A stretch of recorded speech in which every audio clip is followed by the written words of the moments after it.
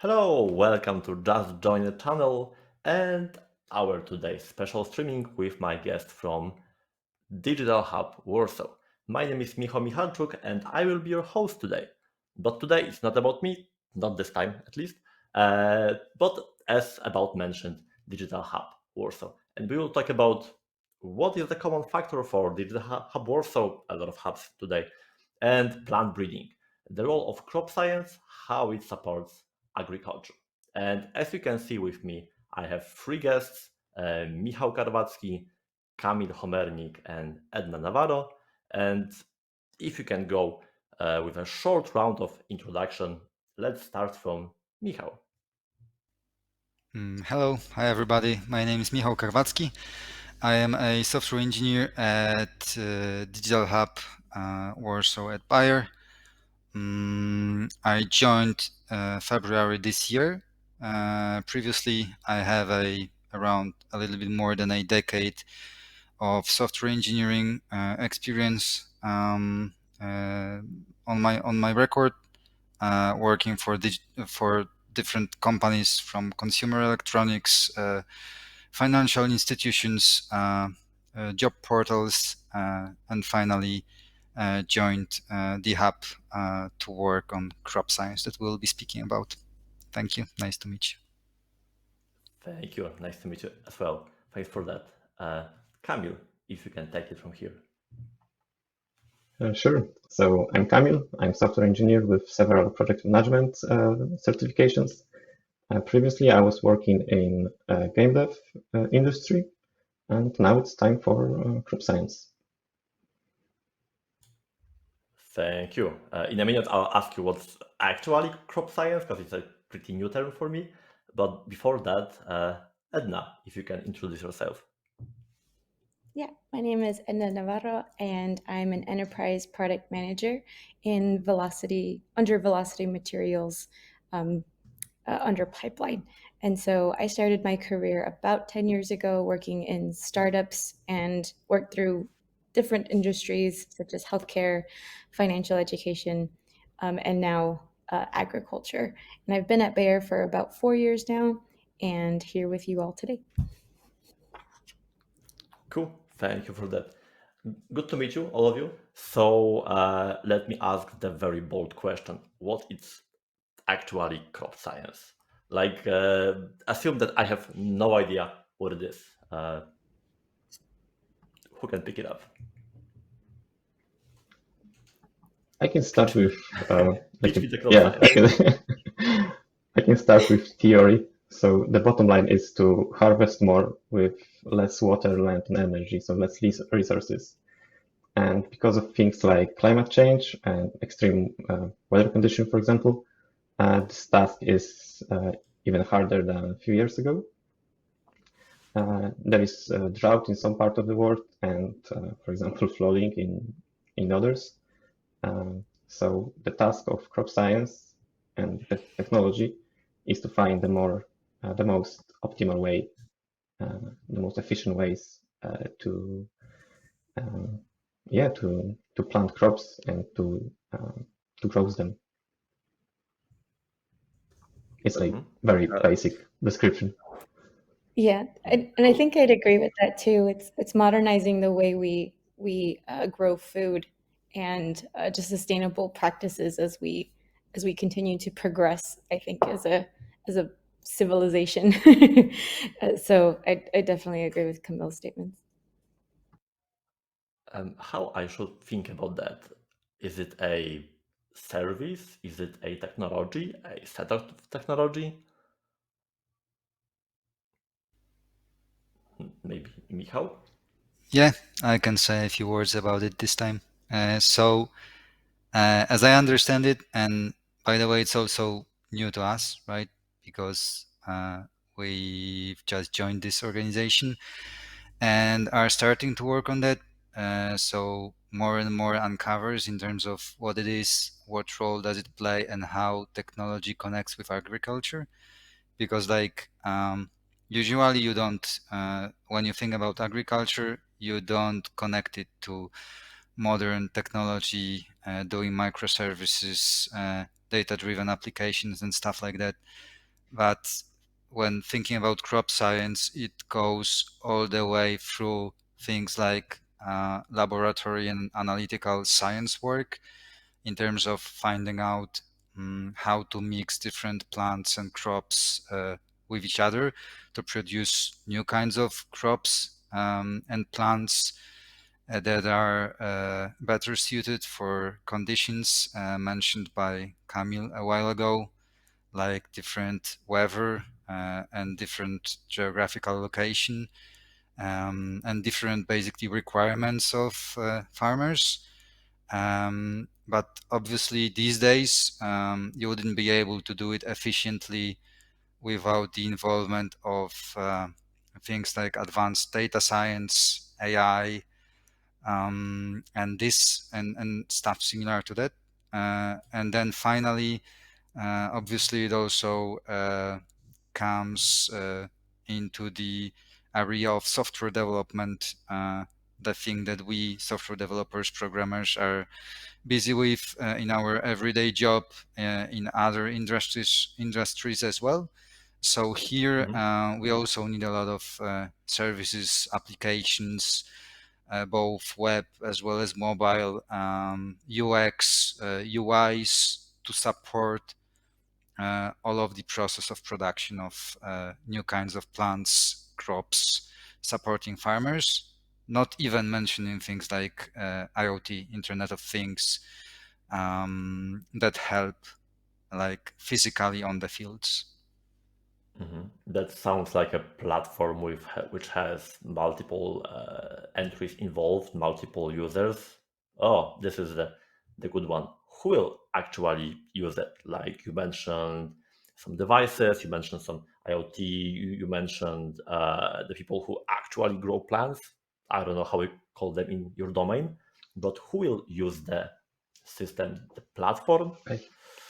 I have asked this question Edna like a few months ago, so so maybe Edna will repeat this answer. So Oh, I who was will use it? okay. Who will use the Yeah, platform? I can go ahead as I've practiced with Camille several times when he started. So there are different within the life cycle of a product that we own, whether that be seed or otherwise. There are different personas that touch the technologies at different stages of that life cycle. So it can be from scientists that are creating trials to test a product. They're breeders, they're planners, they're researchers, data analysts, all the way up to farmers. So because we build technology or software through that whole stage of that life cycle, it can be any of those personas depending on which products or what problem we're trying to solve. So all the way from whoever is has that idea for a certain product all the way down to who's actually planting it and harvesting it from the field. So a great span of users. Yeah, it sounds like a domain is pretty complex, and the amount of boundaries and context is also pretty much. And as developers, it's a good question to Miho and Kamil. What challenges do you face while working while working in the project? Many. Like, So yeah, Camille, yeah, do you want? go. Okay, cool. I can Go. start with some. So first of all, we are talking about very big scale of our like applications. So everything our application does, even if we are talking about laboratory or field, we are talking about like hundreds of 100,000 of entries of data. And in my case, if we are talking about printing labels using for like small packets for the seeds, we are talking about like hundreds of thousands label printed.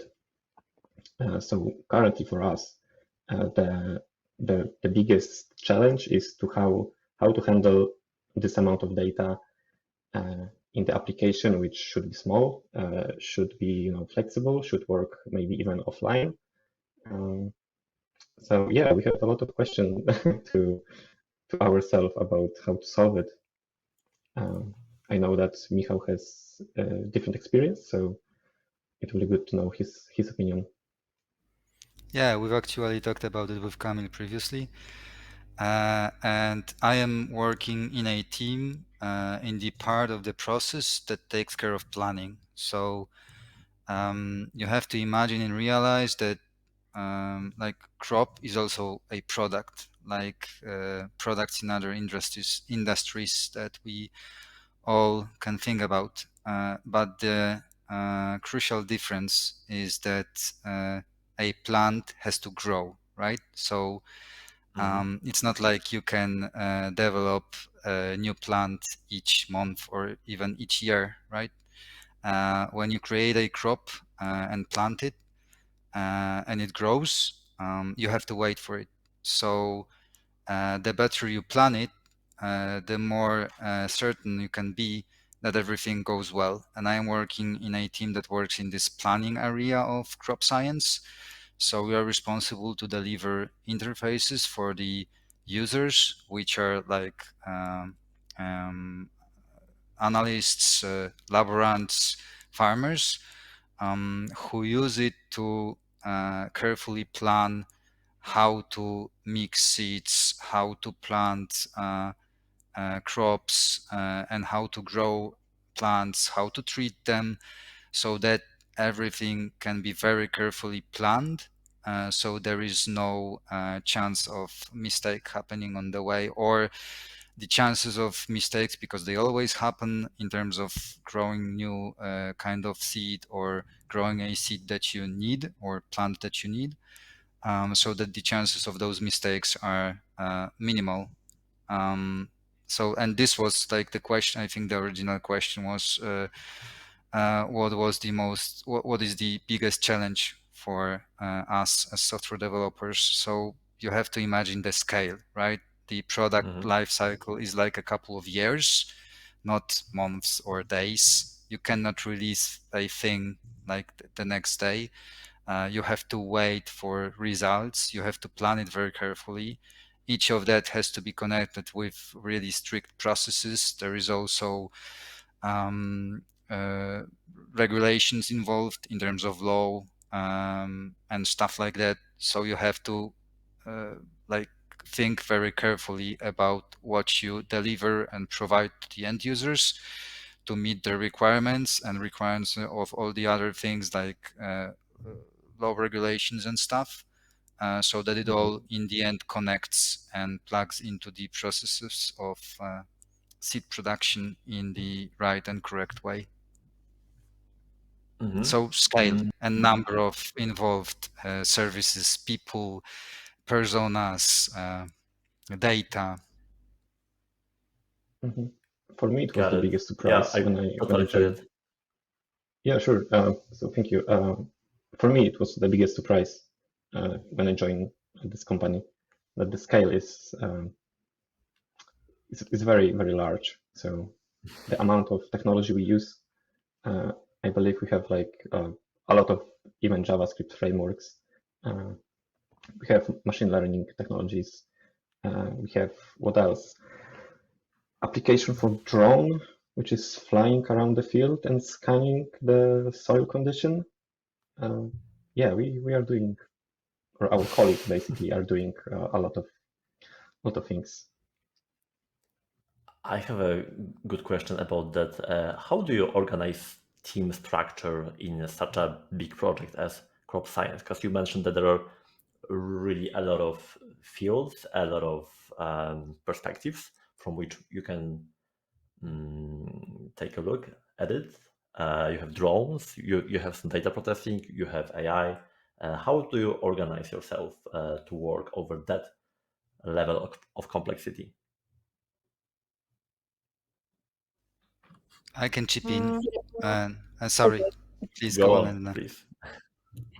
Yeah, so I can give my 2 cents. I think I feel like definitely my own manager in leadership can answer that a little more in detail than I can.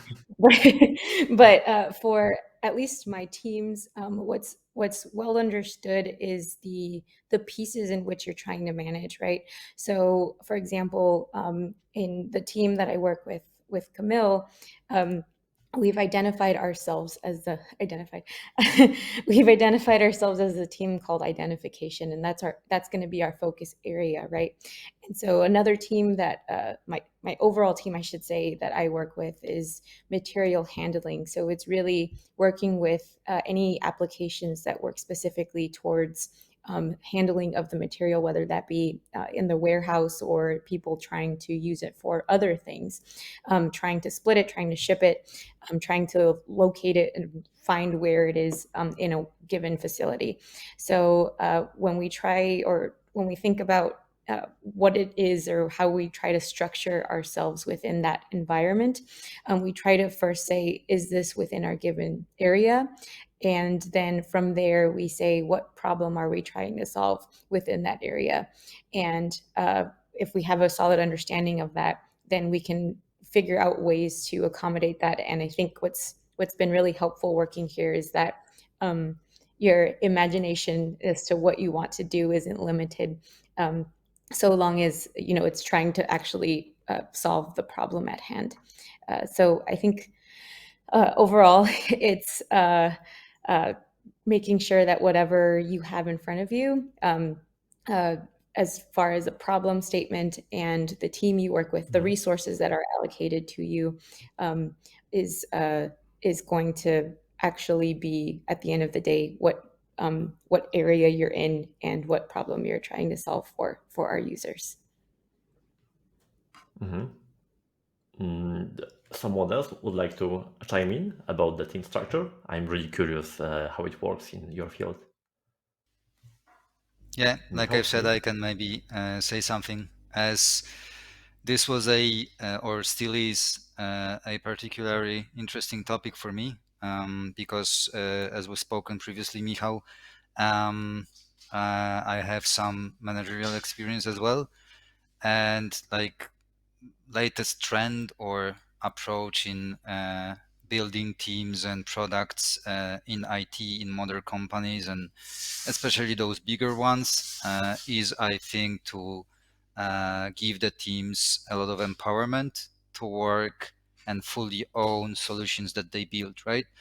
And this is what I've found in DHub and generally at Bayer, in the meaning that we know our requirements, we have contact, we can contact our users, we have regular knowledge sharing sessions with them.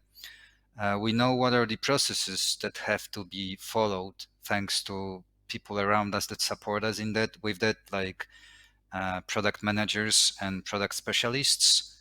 And then finally, as software developers, knowing all of that and having all of this input as requirements, generally we are free to do whatever in terms of software development that meets those requirements and efficiently works together and well enough with other parts of the system that there is multiple of. So there is multiple teams around like mine, and everybody can work in a like set of technologies and in a given tech stack, trying out new things and realizing those requirements. So there is a lot of freedom.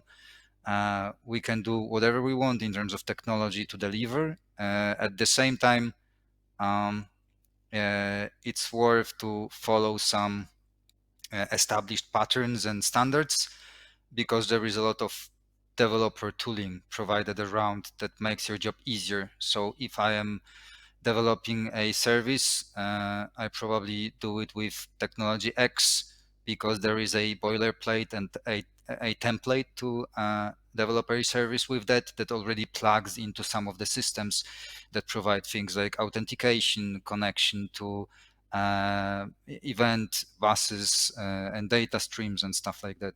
So we build it ourselves using developer tools that are around. but we have a lot of freedom with what we choose. That also connects a little bit with what Kamil said previously about that there is a lot of frameworks in use around, because depending on the requirement, sometimes we use a little bit different things. So this is pick your own tool and use the right tool for right job approach. I Makes would say sense. so, yeah. Makes totally sense. I wanted to ask you, will crop science be project open for integrations, like from other parties, from partners, or is it a closed platform? Maybe Edna? Yeah, so it is open to third partners for integration. I believe there are existing pieces of our software that do have some parts of integration to it. I think the only thing that we're limited to in that sense is maybe some sensitive data that is proprietary to our company. So there are definitely precedents to integrations that we currently have. And I think as long as we're meeting a certain need, or users have asked for it, or if it I mean overall makes sense, to Mika's point, as long as we're figuring out a solution for a user, the sky's the limit to what we achieve here. So there is definitely some of that. Got it. Got it.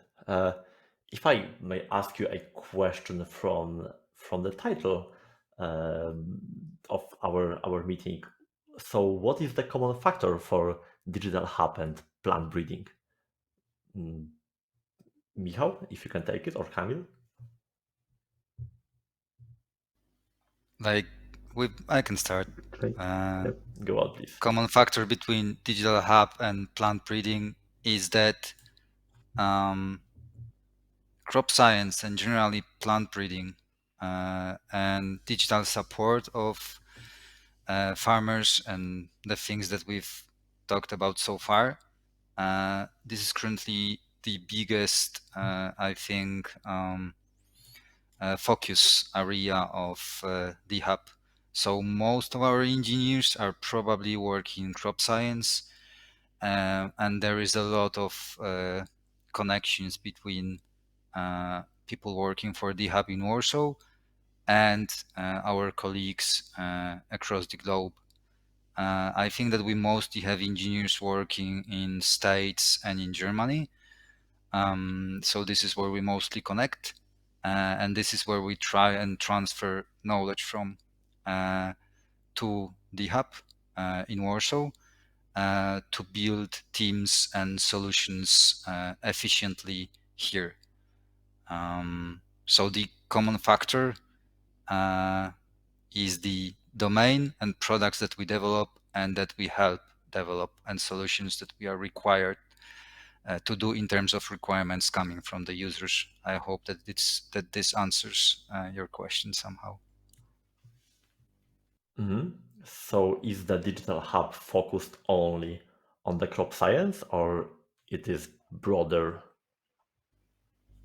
Not only, It's Bayer has yeah, other excellent. areas as well, but go on, Camille. Yeah, in Warsaw, in Digital Hub, we have also pharma department, but as Michał mentioned, the crop science, I believe, is the biggest one currently. So yeah, that's the main goal, I think, for now. But talking about common things, I would add like challenges which crop science brings to us, and also in DHub we are trying to solve the, as you mentioned before, Miho, we have a lot of challenges regarding like our team structures, communication on the bigger scale. So I think like solving the problems in the creative way is the common thing and common goal of both crop science and digital hub. Fair. Thank you for that. I have a question. If I would like to know more about the crop science and digital hub itself, Where should I go? Can I visit you somehow? In Warsaw. In Warsaw, so let me ask Miho about that. Yeah, sure. So, like the easiest way to connect and know more about the hub itself is through our social media channels. Probably I would start with LinkedIn. By the way of that, and thanks to that, you will find out on LinkedIn that we have open days happening at our office. So you can come like from outside and visit, even meet some of us, talk, see what we are doing. I think that even the drone is being presented on the open days, so you can see the drone. Apart from that, in terms of crop science, I would also start with LinkedIn because like official buyer profiles, I think that there is even a profile dedicated to crop science specifically, has a lot of information about it, and also the buyer main web page has a lot of resources.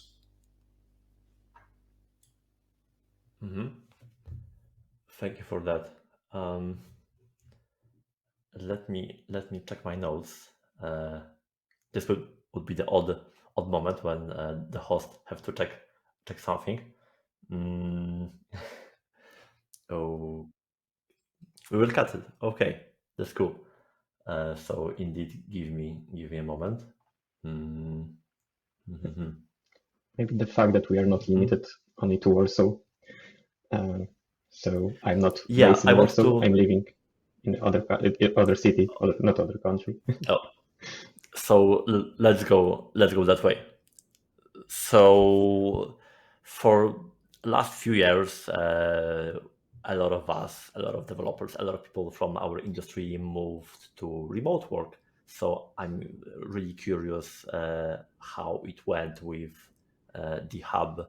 Are you all working from the office? Do you have a remote working culture? How it works in your case? Camille, if you can So pick it up. yeah, thank you. So in my case, I'm not based in Warsaw. I'm living in Gdańsk, and well, as you can see, Buyer and Digital Hub are open for remote work. We have meetings in Warsaw, so we are trying to, to communicate with our colleagues, but we have colleagues in Gdańsk, in Krakow, and in Warsaw. So yeah, on daily basis we are communicating online. How do you spread knowledge in such an organization? You mentioned that the domain is pretty big and pretty complex, at least as far as I understand. So sounds like knowledge sharing and spreading the knowledge to be on the same page is pretty crucial, especially here. How do you do that? How do you do it? This is the question.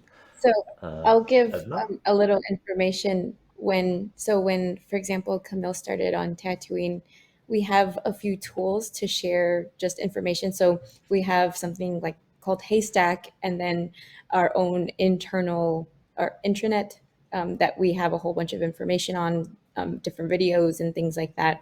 And then otherwise, we have a very I guess, open culture of sharing information. So one of the things I've found that's been different here is that there's no gatekeeping of information. So part of that, I think, reason is because there's so much to learn, that if you were to gatekeep your information, it would keep people from knowing anything.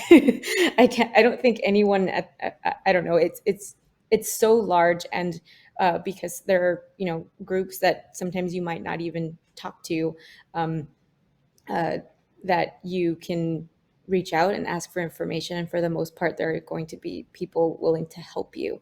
And so with Tatooine, for example, it was a combination of using some of those software tools that we have, such as Miro, Mural, other things like AHA that we use for our product management. So I guess a combination of all of those factors. And then because we're all in different places, it's not like we have a whiteboard in front of us, right?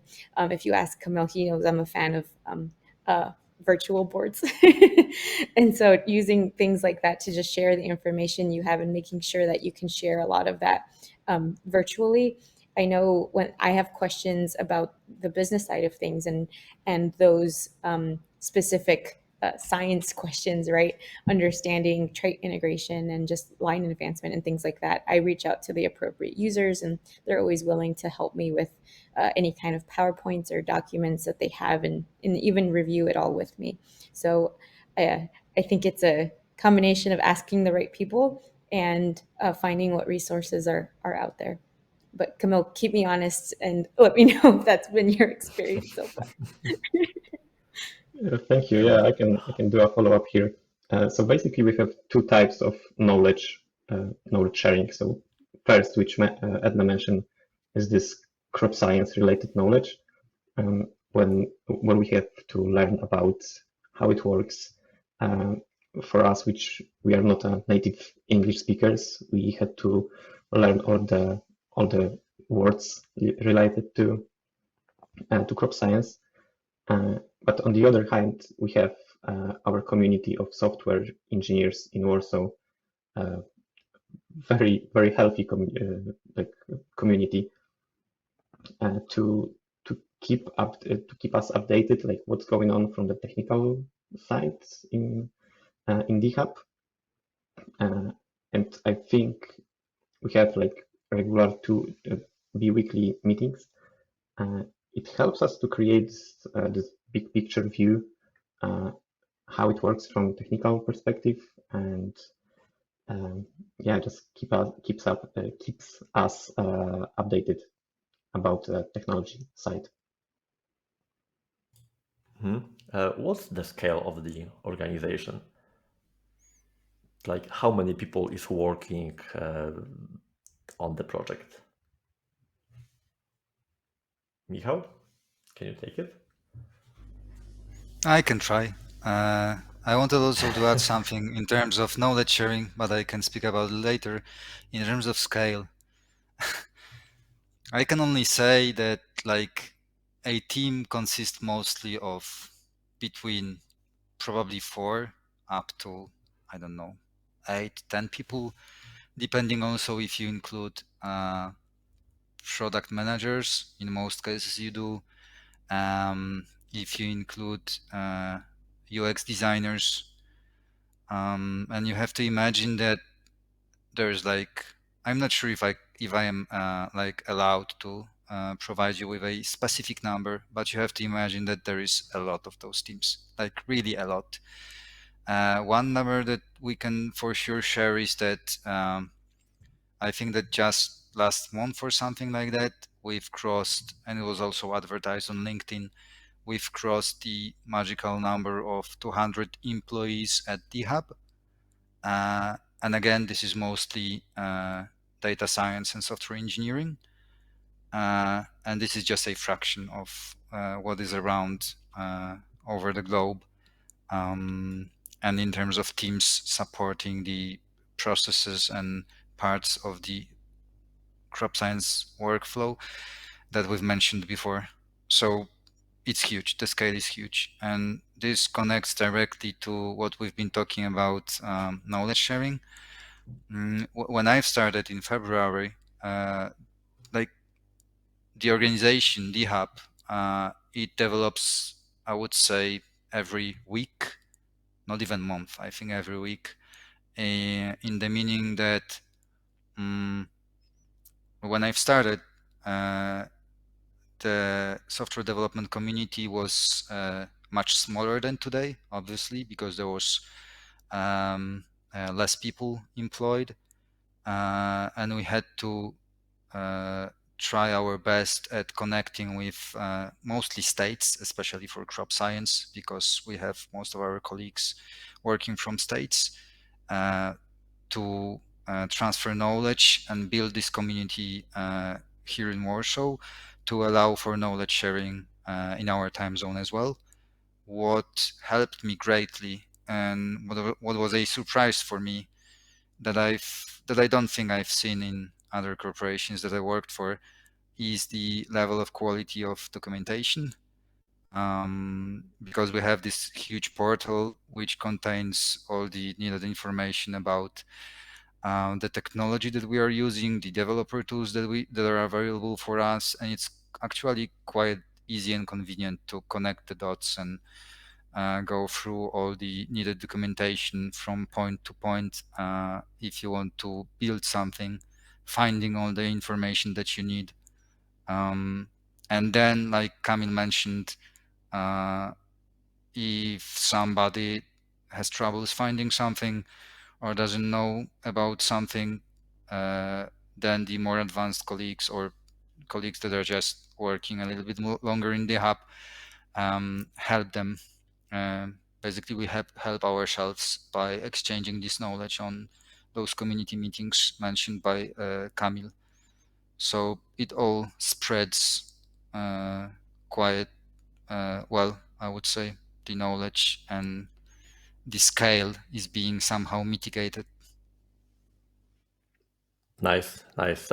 Sounds really good that you're aware of that. The problem of scale is indeed hard to handle. The scale of not even data, but the scale of people and the scale of organization. I wanted to ask you about one thing. Let's for a moment get back to technology-related topics.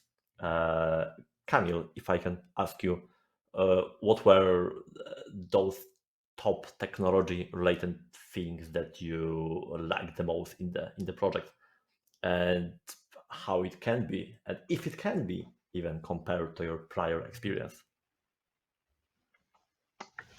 I believe it can be compared, but one of the biggest maybe challenge and surprises for me was that our application, talking specifically about our team right now, our application is used in many different locations around the world. So North America, South America, South Africa even. And the app itself sounds to be relatively simple, but if we add the location and different cultures to this equation, it's getting a little bit more complicated. As I mentioned at the beginning, I think, so our users in South Africa doesn't have that good connection to the internet. So we can just, so for something which will work for our users in the US, for example, will not work for other locations. So that's the challenge also for us, that we have to think about again this global scale and how to support different users, different locations with different needs. So yeah, I will talk about the fact that we should handle things like this and offline approaches maybe. Despite of technological challenges and just fun with playing with a technology, do you feel mission related with what you do at crop science crop science project, sorry, with what you do at the digital hub? If we can go a quick round, maybe let's start with Edna. Yeah, so I think I should point out that I'm not based out of the hub. I am based out of the St. Louis office, but I live in Puerto Rico. So I think one of the things that I'm sorry, can you repeat the question? I lost track of what I was saying. Yeah, no worries. Do you feel the mission of the crop Yes. science, Okay. and what is the Yes. mission of your So job here? yes.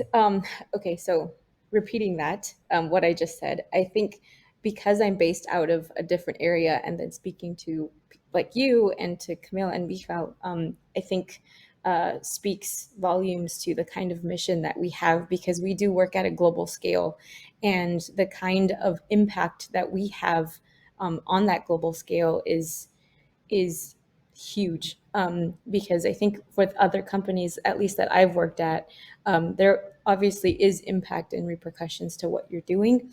But I think when we're talking about a company like Bayer, that does have agriculture, pharma, and consumer health, I think we're talking about people's lives and their ability to take care of their families and provide for their families and things like that. So at a global scale, when you go to work in the morning, I think part of the thing that I know that I keep in the back of my head is what I'm doing is helping people get food on their table, or, or making sure they're able to make it to the next day. So I think at an impactful, or the kind of impact that we have is definitely large, and that's what I think about on a day-to-day basis. I can feel it. I can definitely feel it. Miho, Kamil, if I may ask you the very same question. So what Edna just described is just starting to appear to me. So like I've mentioned previously, the scale that you can feel through applications, processes, amount of data, this is a translation of the scale of the company itself and what it does, where it operates, the global strive to provide food and better crop science to support the things that we've mentioned at the beginning of our talk, like more difficult environmental situation, things that are currently happening all over the world that are maybe not that great, and we have to accommodate for them and be prepared for them, right? So this works in terms of my imagination and in terms of my feeling of where I'm working and what my job supports. But then it goes into like layers of the impact. Yeah, this is the word, impact that you can feel and provide, right? Because like the scale makes it so that when you speak or act or do something, you either feel something happening or moving, or somebody listening and reacting. This also relies a little bit to what Edna talked about, but when you bring it down to the level of being a programmer and software engineer, like the better you help your colleagues, the better your applications will be. The better your applications and solutions will be, the better and with more quality the processes and all the things can be supported. And then it translates to how much, like to be very strict here, how much, I don't know, crop can be grown on a piece of land, right? Which becomes more and more interesting, more and more important in the nearest past and future. So yeah, it's quite easy to feel the huge mission, even maybe burden of that. Thank you for that, Miho. Kamil, what's your take on that? Very similar. I was like, actually, before I start working here, I was looking for a company which could have impact on the environment and industry. And I think it wouldn't be a surprise that we as software developers, engineers, are getting a lot of job offers. And I was, just looking for something specific, something interesting. And now, after a few months here in Bayer, I can definitely say that this company has goal, has impact, and it's good to be part of it. Cool. If I Great can to just hear add that. one last thing, I think Sure. as an example of this, I think so when Camille, around the time Camille started, right, one of the things that we encourage is people to ask why. So why am I building this? Why am I building it that way? What problem is this trying to solve? And when Camille started, because I'm speaking towards Camille because we're on the same team. So one of the things he asked me in that specific application is why does this need to be on a packet, or why does this need to exist? And when I explained the scale, I think I think it surprised him, and also kind of Camille, you can tell me no, but scared him a little because I said, yeah, they're printing hundreds of thousands of packets in just one season for this specific crop. If we don't do this, then they can't do any of that, and they can't plant. And when they can't plant, then just talking about the ripple effects that happen after that, because agriculture is driven so much by planting seasons, which I think is very different from other industries, because you can have, I think, in my experience, you have just annual deliverables, things like that. You don't have the very strict guidelines of I need to deliver by this time, because if I don't, then I can't plant in the field. And if I can't plant in the field, I have to wait a whole other year before I can do that again, because we have to work within our environment. So I think just the impact, I think, speaks uh, very loudly when people are here for a few days and then they start asking why, and then they can really start to feel it, because then they have those additional details. So it's not only impact, but it's also responsibility, as you mentioned. Yes. Yep. So yeah. And one more thing I want to mention, that the team is looking for new people, and you'll find information about the open positions on Just Join It. But really quick question to you, team. Um, who are you looking for? What positions are actually open, and what kind of people? Who do you would like to work with? As we mentioned before, we have so many tasks to finish, tasks to do, mission to accomplish, so to say. We started our interns program recently, so our office is open for people who are just starting in the IT industry, through middle developers and seniors, team leads, etc. So everyone, literally everyone. Cool. So remember about the open days on Digital Hub this Thursday? Remember to check Just Join IT to find the offers from the Digital Hub on the crop science project. And I guess that we got it. Thank you very much, Miho. Thank you very much, Kamil. Thank you very much, Edna, for these conversations. Thank you for watching us, and see you next time. Thank you. Thank you.